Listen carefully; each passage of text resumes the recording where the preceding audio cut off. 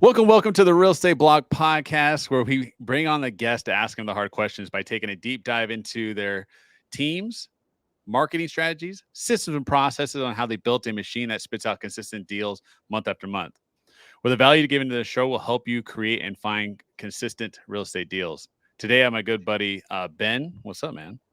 What's up, man? How you doing, Aaron? Dude, Ben, what were you doing prior to real estate? And why the heck did you get into real estate? Wow. I did a lot of stuff, kind of wandered around aimlessly, but I was worked for a family fire protection company. The most fun I had was I was an auctioneer.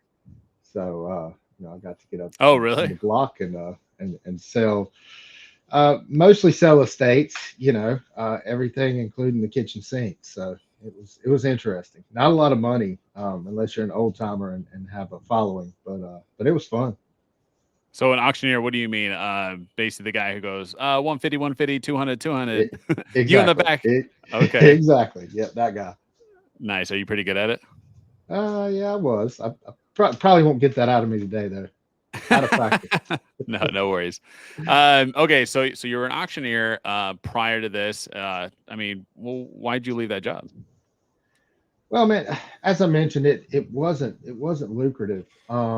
You know, my story is similar to a lot of stories, and it's funny. I was talking with a guy today, and he asked me to recommend a book, and of course, I recommended the one that got me in the business. Rich Dad Poor Dad.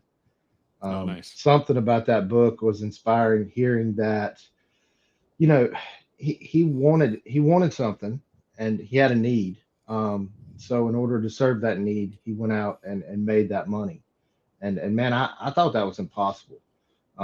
Used to work in the hourly wage job, or hustling a little bit, in the auction scene, and just the money wasn't steady, and it certainly wasn't big hits like, for me. And I know some auctioneers are extremely successful, but for me, it wasn't the big hits like we get in real estate. Okay. So correct me if I'm wrong. You were an auctioneer. You wanted some more money. You read Rich Dad Poor Dad, and then you decided, and then you made United Properties, and you became a success. Yeah, so you know, it's a long story. I really believe in Let's hear the coaching. story. So yeah, so no, I truly believe in coaching. So I read Rich Dad Poor Dad on a 6.5 hour drive to West Virginia in late 2018. Real estate wasn't on my radar at all. Right. Um, I was inspired, so I started researching podcasts and other books. That the year of 2019, I listened to 52. I listened to 52 real estate books on Audible, and also Oh, wow. every podcast that I could get my hands on. Um, I know there's a disparity now, and different coaches say different things. Don't cloud your mind with so many books. Focus on a couple. But what worked for me back then, not knowing anything about the business, was to just dive deep, and that's Oh, of exactly what course. I did. On one of those podcasts, I heard my coach, and I actually heard the guy who runs our podcast as well. I mean our mastermind as well, Don Costa. Hmm. I reached out to both those guys, and my coach Greg Dickerson, and I Mm. kind of started working together. It wasn't a formal relationship. I didn't hire him at that point, but we started working together, and I started following some directions, going to RIA meetings, reading those books, trying different CRMs, all the things that we do. Designed a logo, and I don't necessarily encourage you spending a lot of time on that early in business. Focusing on those business cards. In fact, I remember the night before my first RIA, I was hustling, running to Staples, trying to get that first business card designed, because I thought, I'm going to this networking Got to meeting, pass and them it's all out. so Yeah. so important that I have a business card. Just how things have changed. But I stumbled across my first deal. I had a logo on the side of my truck, just a simple little $15-20 magnet. And it's so funny, you know, back years ago, we all knew our neighbors, and we knew them well, and we had relationships with them. But I didn't know my next door neighbor, and they didn't know me. But they saw that logo, and because of that, they reached out to me, and they wanted to sell their home. So that became my first deal. Um, it's kind of how I got into it. Oh, very cool. Well, first off, what market are you in? I'm in Greensboro, North Carolina. North Carolina. Awesome. Yeah, a Yeah. lot of stuff goes on out there. So you had a logo on your truck. One of your neighbors decided to call you. What kind of deal was that? Did you list it on the market with people? Did you wholesale? Did you fix and flip it? Did you keep it? Yes. Yeah. So, this house, it needed about $60,000 work. Oh, Obviously didn't wow. have $60,000, and we came to an agreement on a price of $145,000. Okay. Maybe $150,000. It was right around that number. Um, so I reached out, hard money, which I'd learned about on podcasts, and I had a hard money loan all lined up, ready to go. This was very early 2020 when this all went down. So we're Mhm. set to close the end of February 2020, and a day before closing, I get a call from my attorney, not from the hard money lender, but from my attorney, that the hard money lender had reached out and was requiring $60,000 more than they had originally asked for at Oh, closing. geez. Um, I didn't have the money, For um, sure. but luckily, I had relationships in the local RIA, and I had that coach, and of course I knew what a sub two deal was. They talk about them all day long on every podcast. So I just didn't believe it was possible. I mean, who in the Right. world is gonna sign their mortgage over some stranger they don't know? So I think a big part of what we do is just believing in ourselves. But between back-to-back calls, one from my lawyer and one from my coach, and they both mentioned, why don't you see if they'll let you assume the loan? And that's Hmm. exactly what I did. I marched in there, and I got a yes. I offered them a bit of an incentive on the purchase price in order to do that, which all they saw was the money. So it was great. Nice. Um, What was the structure of that deal? Yeah, so we closed on the deal. I essentially, we didn't put a timeline on the sub two on the loan assumption. We agreed that I would rehab the property and then sell it and put it on the market. In between this time, I had gone crazy and decided that I wanted my real estate license. So I, in about a month's time, I was able to attain that. I think I took the most intense class that I could possibly take, which was about a month long. I signed up for my exams immediately. I passed them the first time, and I was issued a real estate license. So that all happened during this time. Um, I didn't have the $60,000, to rehab the property. It's extremely frustrating, and thought that the hard money lender was the answer to that, and obviously they weren't. I reached out to everybody that I could think of without seeming desperate, and fortunately, an old family friend, on decent terms, loaned me that money. He believed in Oh, me. wow. Yeah, so I'm grateful to him today. I had a contact that was a contractor, and he did great work. And it took us several months because of COVID. I mean, we had protocols such as we wouldn't allow an electrician and a plumber in the house at the same time. He wanted to keep crew specific people. And so if you were already working with a certain crew, he figured you were exposed to that crew, but he didn't want you to be exposed to a different crew. And so obviously it was slow going with that rehab. It took several months, but it turned out to be a beautiful project. We listed that house. We listed that house immediately afterwards, and it took a couple of months to sell, but it sold. And I think essentially one of the stories I like to tell is we missed 17 rotten beams under that house during the rehab. Just one of those Really? rookie mistakes that we thoroughly look under every house that we buy now, or at least have an inspector do so, just because of that lesson. But that ended up costing us, around between 14 and $17,000 to rectify that mistake.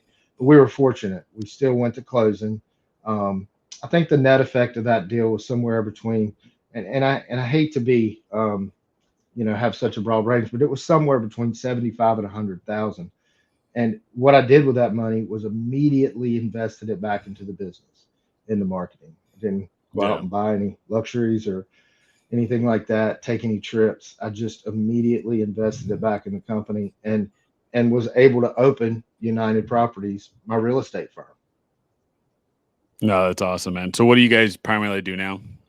Yeah, so I do the dual offer thing. We go out on a listing appointment and we'll give you a cash offer or we'll list your home. I mean, we're up front. We tell you what your home is worth on the open market. If we apply our marketing to it and get your drone photos and marketing videos and list it on the MLS, we let you know what we think the property actually comps to. But behind that, I give a simple cash offer of 70% minus repairs. Just the old formula that works for me. So Right. um, but yeah, that's primarily our source of income is and advertising. We push that. We give you a cash offer with every listing appointment. No, that's awesome, man. Okay, so you do this first deal, plenty of mistakes, probably did a couple other deals that had a bunch of mistakes. What Sure. got you from doing your first deal to your second deal to doing obviously kind of going through that trickling phases to doing consistent real estate deals? Yeah, I mean, you hear about systems, and so I'm extremely proud of my systems. I study the game. I love Mhm. real estate and I love marketing and I love running a business. I'm fortunate to have some good people that are around me, not only that work with me or for me, but good people that I surround myself with as far as colleagues, in different masterminds, and also my coach. So I get a lot of direction from those guys, which helps me along the way certainly. Um, Who's your coach now? Greg Dickerson. If Okay, you've so heard he's of. still your coach. So he's been your Oh coach yeah, over a couple of years. Do you yeah, now absolutely.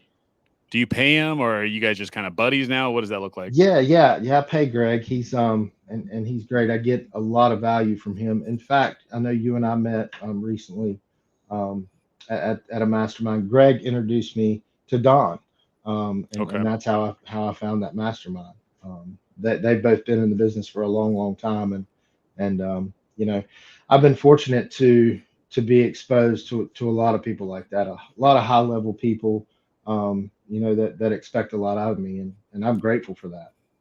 No, that's awesome. Yeah, we just hired a coach as well. Like I mean, we've had different coaches coming up, but we just initially hired a coach, and I think he's going to get us definitely to the next step. So, what do you think kind of advice that you would like to share to help someone give, to get from a couple of deals here and there to consistent deal flow? It's the old saying, how do you eat an elephant one bite at a time? You know, um, I always say, so Gary Keller wrote a book, The One Thing, Hmm. and I have an app on my phone, Evernote. It's a note app, and one of my notes on the home screen is called The One Thing. And so I try to list my task in order, from most important to least important, and I try to knock out something important every day. I strongly believe that just doing one big thing every day will propel you. And there's a lot of people who don't get one thing accomplished. I mean, you know that as well as I do. That there's a lot of people who procrastinate, make excuses. I hate hearing the words "I don't have time." My my extracurricular activities, along with this business, I'm a busy guy, and I make time Yeah. for everything. Yep. You just have to make time. So, my advice is just to do one thing at a time, and it's not going to all happen at once. Um, but just take those small steps, and this business almost seems like a pipe dream to some people. I think that it's truly important that you believe in yourself. I mean, you're gonna get negative comments from family and friends, and even the people that truly love and care for you. They obviously want to protect you. It's just important. We can come back. We can recover from those negative comments. We can't recover from the negative comments coming out of our own mouths. I Yeah. one of the things I've always heard is that if I say I can't do something, I probably can't.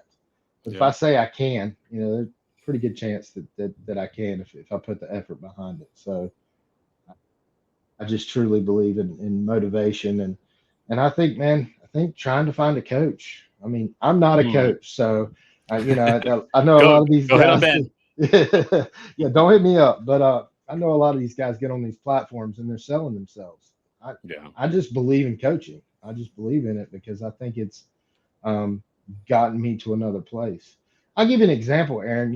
I'm my primary source of advertising is ABC, CBS, and NBC. I'm on my local networks. Are you on So the this, TV? Nice. yeah, Do yeah, you this do you use this Javier? no, no. But Hobby and Aaron and I have talked. We've Okay. he does great work. In fact, I think Javier is the easier, softer way. Just to be honest with you, I think that if I had any good sense, I would probably use Javier. I just try to do everything myself. So Right. I think he puts out a great product. But I would have never believed that TV would have been affordable, or I could have negotiated a deal on television, or B that it would even make sense. And through coaching and encouragement, I made that move. And the TV is an interesting beast. I know some folks they have they explode with leads from television. I don't have that experience. I get very few leads, but I convert a very high percentage of those leads, at a very very good rate. So, What's your lead to contract right now with TV? and we're at 60%. Yeah, we convert 60% of our leads How on many leads television. are you guys getting? I don't know, like a week. And so, just to be honest, we're under a $10,000 budget. We're converting 3 to 5 a month. So Nice. that's where That's we're pretty at. good. Yeah, yeah. I'm pretty happy with that. And we've just started a new direct mail campaign that's playing off of television. So my direct mailer looks exactly like if you would see the TV commercial, the background, everything's the same as seen on TV with all the logos, and it just plays off those TV ads. And the billboards will come and they'll do the same. And um, you know, obviously we do a little bit of the cold calling like everybody else does, and texting, but we're a real estate firm, so we're careful about what we do, and because that's important to me to be able to not only monetize the leads that won't convert into a cash offer, but actually have the ability to help people by offering them to list their house or help them find a house. I mean, we love buyers around here. We love buyer clients. They're one of our favorites. So um, Ben, let me ask you we this: monetize that stuff. what does your team look like now to handle those inbound leads? Yeah, so that's what I'm most proud of. So, broker in charge, Tiffany, who's here uh, with me most of the time, and she is a full time employee and she is commission only. But she handles everything from a lot of the listings to the buyer clients, and then she even meets with some of the subs for on the rehabs. I handle all the marketing on my end. I have four commission only agents other than that work for me. Mm, Very seldom are they involved on the investment side. They very seldom are they involved on the investment side. So, and they're commission only. And then we've got a couple of VAs, and that's it. So right. we're running a lean machine around here. We're trying to hire agents, and we're trying to hire investment friendly agents. So we're running a marketing campaign directed towards that. So want to grow the firm, and I've got some new packages that will incentivize those agents to help me along with the investment side. Um, but yeah, we're as far as paid employees, we run a lean machine here. No, that's for sure. So when you Yeah. say VAs, what are your VAs doing? So, I have a data manager over in Egypt that runs my REI Sift and Mm, helps me manage my list and transfer stuff from PropStream and different list sources over. Helps me with my direct mail. She's part time. And then I have a media manager who is in the Philippines who's been with me a year, and she's incredible. So primarily what she's done is she has edited listing videos, and she's posted some Facebook content. But we've started working with a social media marketing company over the last couple of weeks, and she's going to be editing a lot of that stuff that's coming out. So raw footage from podcasts and different things, putting it out in shorts. Um, and so I've had her for about a year, and then we use a service to do some calling and send us some leads. So you Nice. know. What kind of social media marketing company are you using? Well, it actually referred to me while we were in California by one of the guys. They're primarily TikTok, which is not where I think I'm going to find a lot of my clientele. But it's not about that. It's about becoming the local expert. That's really important to me. There's a lot of growth happening here, and I attend a lot of networking meetings, so I have a lot to share. But they just help me with content, and I'll be happy to share. Yeah, like who is it? Yeah, so golly, I don't want to misquote them. I've only been working with them a week. Oh, okay. DNB is the name of the Okay. company, I believe. Yeah, Very cool. yeah. So, Definitely didn't want to misquote the guys. So far, they're doing well. They sent me my first content that I've obviously got to get behind the camera and record. But right. yeah, I'm happy with them so far.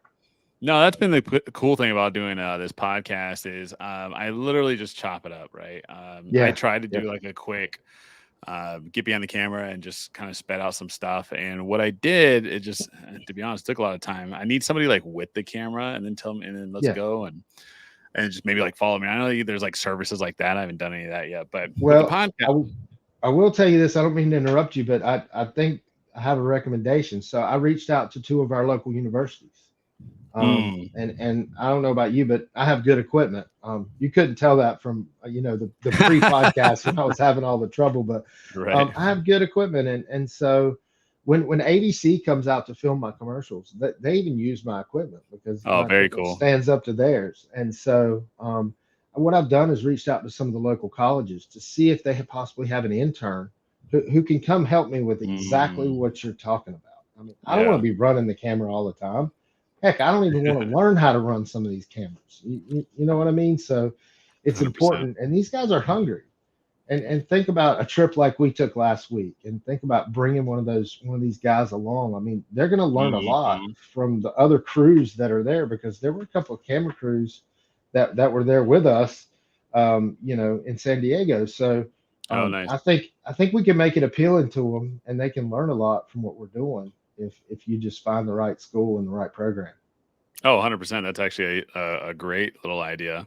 And like I Yeah, said, all we do is just download this and I send it to a couple Fiverr guys and they just chop it all yeah, up. yeah, yeah. Ben, let me ask you this. You kind of told us a little bit about your marketing strategies. Why TV?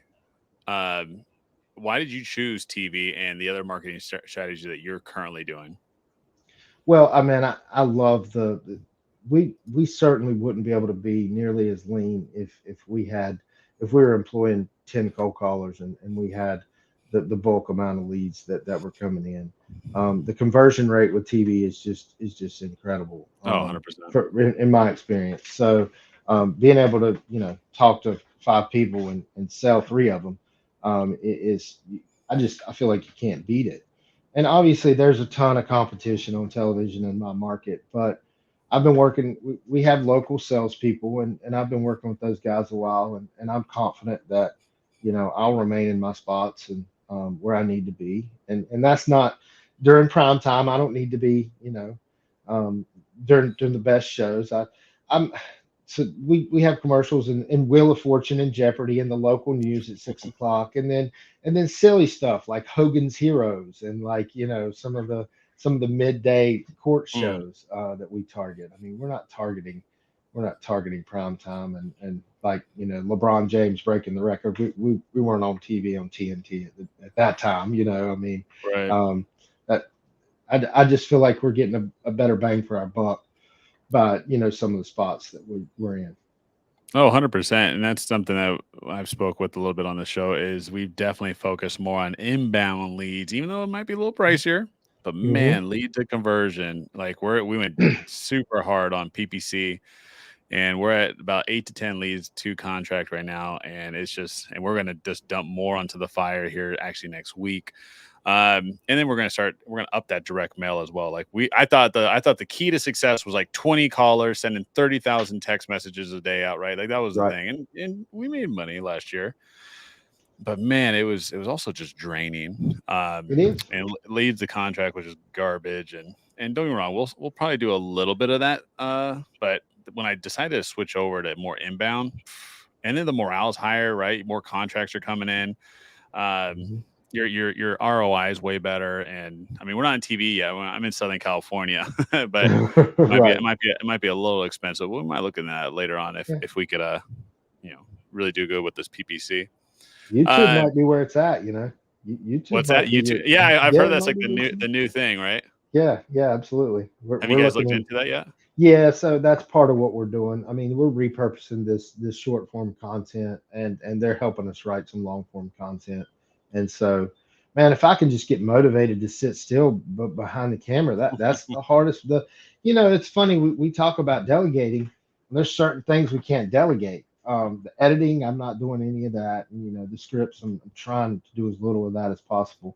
But I'm the roadblock. So we're always, the leaders are always the roadblock in the business if it's something we either can't delegate or we refuse to delegate. And so, Yeah. you know, I but I'm confident that with the teams around me that you'll see more content from me for sure. I'm definitely excited about the concepts. I'll put it that way. So Yeah. and and I want to echo, man. I agree on the inbound thing. I You get happier customers. I mean, Yeah. you deal with Even if happier people. even if you're not a good fit, it's still a great conversation. Yeah, exactly. And especially with us, I mean, if you call me and you've got four cash offers, well, you know what? I can list your property on the market. And we're probably going to beat those cash offers. I mean, my theory Mhm. is you're putting it up there on the auction block for everybody to see if you want to list it. Or are you going to go to an auction with only five people in the room, or are you going to list it and let everybody bid on it? And so if they're looking for the highest price and that's simply their motivation, then I encourage them to list it because I'm not going to try to beat four other guys' prices. That's not Right. my model. I just can't do it. I'm not Right. efficient enough at rehabbing properties to beat everybody's prices. I'm just Right. not, and I don't want to be. I don't want to be. I mean, it's not my thing. So, um, Are you guys buying off of wholesalers? no, no, I kind of have this rule. Um, if other people can, if if it's on the market or if other people have seen it, I don't want it. Hmm. Like that's just kind of how I feel about it. I mean, Hey. come to me, I'm going to give you the best possible service, and I'm going to give you a ton of options. But if it's on the market and it's been there for 2 months, there are people smarter than I am who've looked at the property and decided that it didn't meet their criteria. They're smarter and they run a more efficient operation than I do, and they've decided they don't want it. So what makes me think that I want it? Now there Yeah. are some exceptions, but very few, very few. No, for sure. Well, I like that And you, YouTube idea. I just wrote that down. I'm gonna reach out to my PPC company, see if they're thinking about if they're working on any YouTube stuff. yeah, I use AdWord Nerds, and I don't know who you use, but I use AdWord Nerds, and they have offered to help me with the YouTube Very stuff because obviously it's all Google and it's um, system, so they've offered, but yeah, I mean, and just another, let me vouch for the firm again. I mean, we list our own properties, so we rehab and then we help keep costs down by listing our own properties. So then we can market them and exactly like we want to, and so after we're done with the renovation, we're able to keep it in house. And branding is extremely important to me. yeah. It's extremely important to me. So, Very cool. Ben, let me ask you this. With everything going on, what is your number one struggle? um, you know, I, I would probably say time. I'd probably say time. I've been fortunate. I have good investors and people believe in me, but it's just time. It's you know and I feel like I have a good grasp on different parts of the business, and if I don't, I know who to call. but being able to implement all the things that I want to do. I have lists and lists of stuff. That's if I zoomed out here, you'd see my desk, which is sticky note galore. Um, You but zoomed in for yeah, us. yeah, exactly. But yeah, no, I feel like that it's just time to implement the things that I know will work or know will help my business. Very cool. Ben, let me ask you this. What is the number one strategy when the market correction happened? What's your number one strategy to get through this and to come out even better and stronger on the other side? Yeah, I would love to say that it was the downsides, but we looked at. I keep very detailed records and looked at my numbers, and there just wasn't a lot to get rid of. But I did cut some fat there, and I think during these times you just have to value every lead. I mean, I, Mm. I always tell my people that I did forget about an employee. I have a part-time lead manager. I kind of forgot about him. He Man, she's gonna be um, listening all sad now, man. yeah, yeah, I'm so sorry. Forgot about yeah. That helps us with some follow up mainly. Just Mm. helps us with, and maybe on that first day when the direct mail hits, will help us a little bit on the phones. But yeah, I just believe that I always preach, man. I know what I pay for each lead, Right. like to the penny almost. So I'll say that out loud. I'll say, well, we paid $50 for that lead, or we paid 25, or we paid $6,000 for that lead. Right. So I know what we paid for each lead, and I know how important they are. So I think Yeah. that during rough times, man. I mean, in my market right now, our listings are down, 30+%. So listed homes are down 30+%. Even this month. Yeah, even this month. But what we um, what we are seeing is the prices are still up. I mean, things are Mm. still bringing value. So if you Right. can buy a house, then you can sell it and make money. You just have to find them. And so, but listen, it's February. I mean, it's early in the year. It tends to be January, December. Early February tend to be a little slow. Mm. And I am optimistic for this year. I am Yeah. extremely optimistic. So So am I. Ben, let yeah. me ask you this. What is your picture perfect scenario business model by the end of this year? How Um do you want your business to look?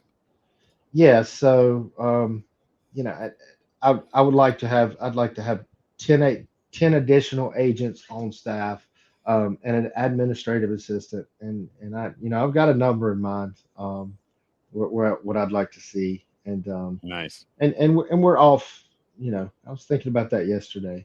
We're not set to hit that number with what we have going on, but we are closing on a house today that could be really interesting. So I'm excited. When you say Um, interesting, are you talking about like a good profit? yeah, well, I'll Good just tell you return? about it. It's really cool. So I don't know if you've seen a dome house before. No. Pretty much stucco and foam, man, is what this thing's made out of. So picture the apocalypse coming, and you've got your doomsday prepper, and if they had an ideal place to live, this is it. I mean, you Really? know, yeah, yeah. The basement is 12-inch concrete foundation, and then you've got this dome structure with three windows and extremely energy efficient. I've been told that the last 8 years has averaged $30 a month in utilities. So Oh, wow. extremely. The folks who lived there prior to my clients inheriting it, they had 300 MREs in the basement. So things like that, and it's on 5 acres, so it's exciting that there's a market out there for this stuff. You just have to find it.